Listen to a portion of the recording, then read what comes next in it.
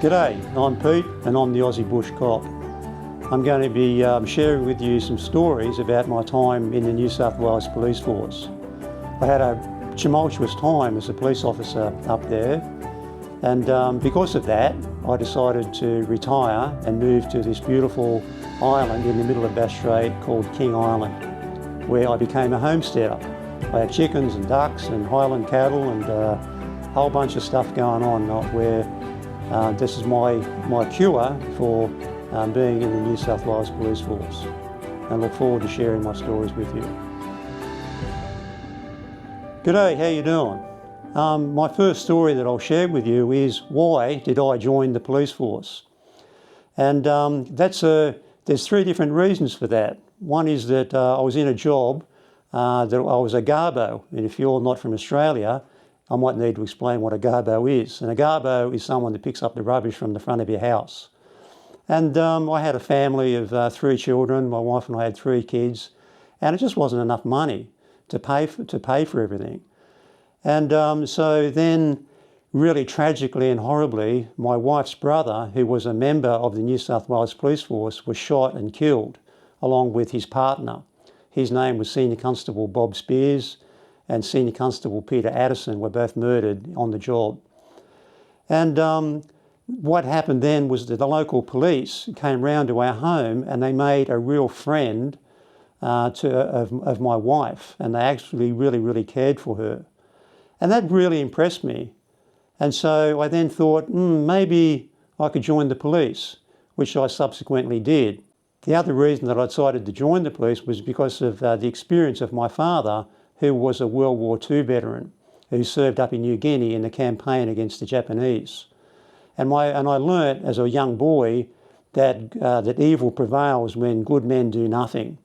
And I'd lived a very special life. Never wanted for anything, had great parents, great siblings, and I decided it was my time to give back, to make up for all the good times that I'd had. So I had a couple of hoops to get through with regard to old, physical injuries that I'd had, and once I got through that, I was accepted into the New South Wales Police Force, where I spent 6 months at the academy, which is in a city called Goulburn in New South Wales, where we underwent intensive training, learning law, how to use firearms, and how to protect ourselves with hand-on-hand combat. And from then on, I was then stationed at a place called a regional city called Dubbo. And Dubbo is about 5 hours drive west of Sydney. Now, if you're from overseas, you'll probably no doubt know Sydney or heard of Sydney. It has the Sydney Harbour Bridge, the Opera House, and I lived not very far from there. In fact, where I lived, I could see the top of the Sydney Harbour Bridge. But when I was 29, my family and I moved to the regional town called Wellington in New South Wales. That's where I became a garbo, and I spent quite a few years working on the Wellington Council on the outdoor staff. Then came the time to join when I joined the police.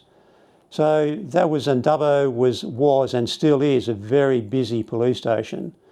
It's a very rural sort of a place, but also has a lot of city elements. In fact, it had a very high arrest rate, and one of the commanders that I was served under there told me that it was one of the busiest inland commands of all Australia.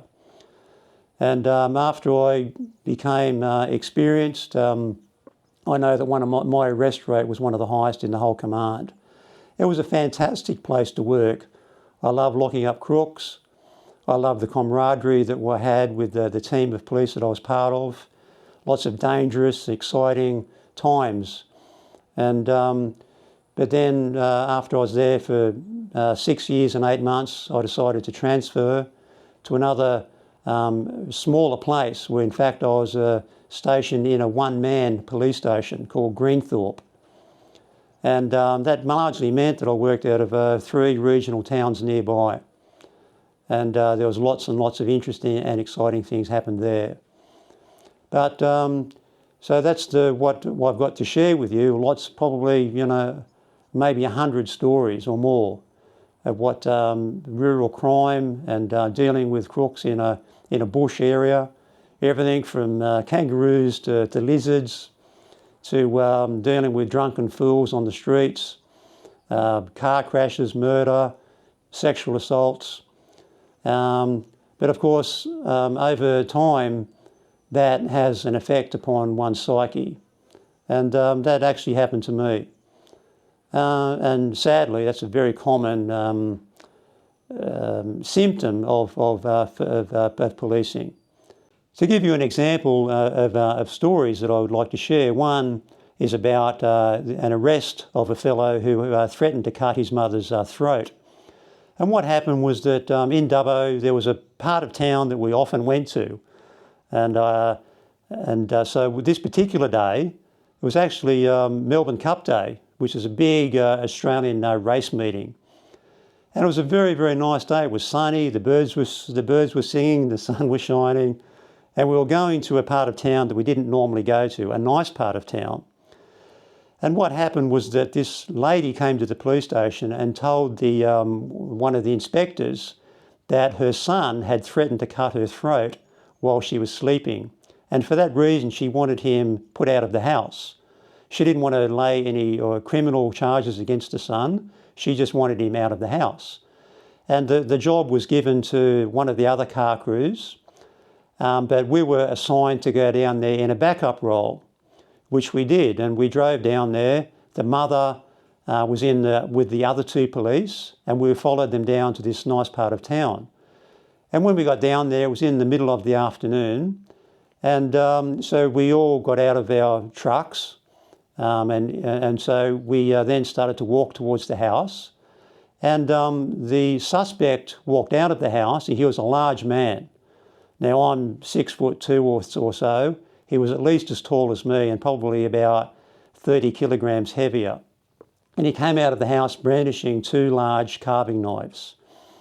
And in New South Wales, we are formally allowed to resort to deadly force when confronted with an edged weapon. And for some reason or other, this fellow gravitated towards me and started to approach me. So I immediately withdrew my Glock 40 caliber pistol and pointed it at his chest. At this point, he was probably about 10 metres away from me. And that went on. What then ensued was a protracted arrest at gunpoint, where there were times I was fractions of seconds away from killing him. Not that we shot to kill, but we were trained to shoot in the chest with hollow point bullets. And almost certainly he would die. And that was pretty tough because his mother was there, a witness to all of this. And I was very, very switched on. I made rapport with him. Let's call him John. I established rapport with John and tried to talk him down. And that's one of the stories that I'll be sharing with you next time we meet. Thanks.